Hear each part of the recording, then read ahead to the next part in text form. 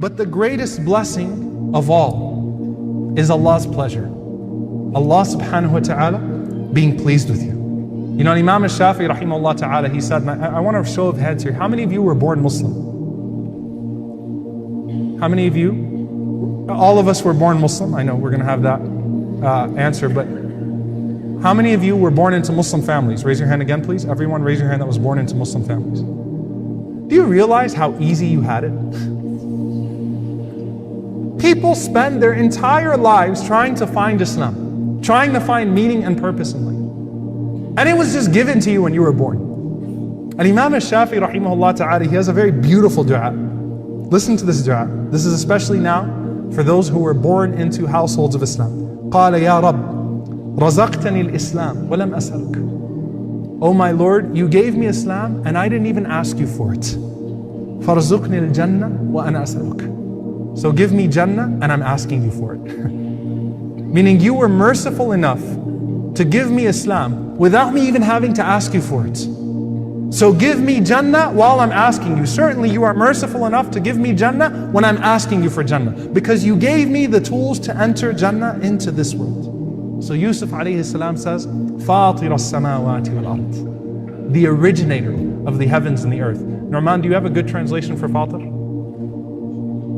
Initiator? Ibn Abbas radiallahu ta'ala anhu, he says that I didn't understand this word until I saw two Arabs arguing.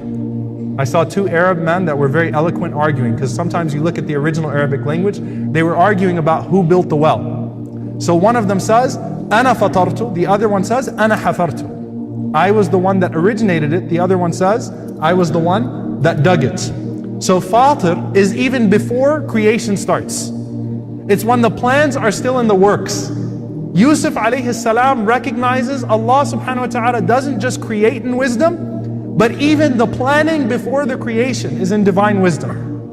And he's acknowledging that trust in Allah subhanahu wa ta'ala. That this entire time, as these plans were made up for my roller coaster of a life, you knew what you were doing. فَاطِرَ السَّمَاوَاتِ وَالْأَرْضِ. You knew what you were doing with the creation of the heavens and the earth, and that is far greater than my creation. أَنْتَ وَلِيِّي فِي الدُّنْيَا وَالْآخِرَةِ. I love this.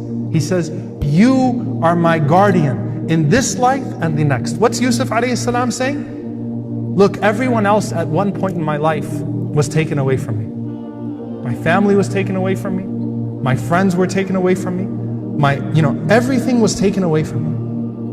But you were always there. You were always there. The Prophet ﷺ, he had to live this the most difficult fashion. He was born and his dad was already dead. Then his mom died when he was 6. Then his grandfather who was taking care of him died when he was 8. Then his uncle died. Then the Prophet ﷺ gets married and his first 2 children die. And then the Prophet ﷺ's uncle who's taking care of him, he dies as well. And then the Prophet ﷺ's wife, who was the last person he had, dies 3 days after that. And then the Prophet ﷺ's other children from that woman, they die as well. Everyone's taken away from him. Everyone. Why? So that Allah subhanahu wa ta'ala could teach him to be dependent emotionally, physically, spiritually, and mentally only on Allah subhanahu wa ta'ala.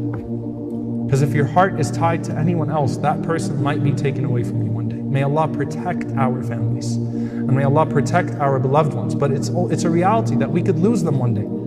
But Allah subhanahu wa ta'ala is always there. You know something, I'm going to share with you something deeply personal. There's someone that I consider a teacher, and his son is very close to me, and some of you might derive who I'm talking about. I'm not going to mention names, but someone who was recently freed from prison, from an unjust situation, and his father remains in prison, a political prisoner, unjustly, politically imprisoned. And he is in a terrible situation, a alim, a scholar, for no injustice of his own, just because a dictator took that country and threw people into prison. This man used to have 30 minutes of visitation with his family once a month. That's all, 30 minutes. He's in solitary confinement 3 weeks a month. And he would have visitation with his family once a month for 30 minutes. When his son got out and his son is politically active, they took away his 30 minutes from him to punish him.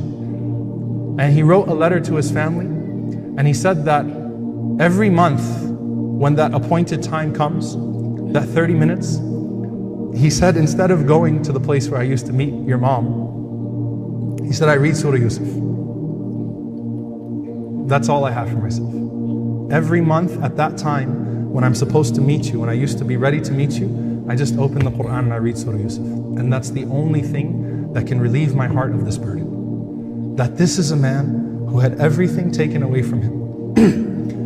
And all he asked Allah for, Anta wali fi dunya wal akhirah. You are my wali, you are my guardian in this world and the next.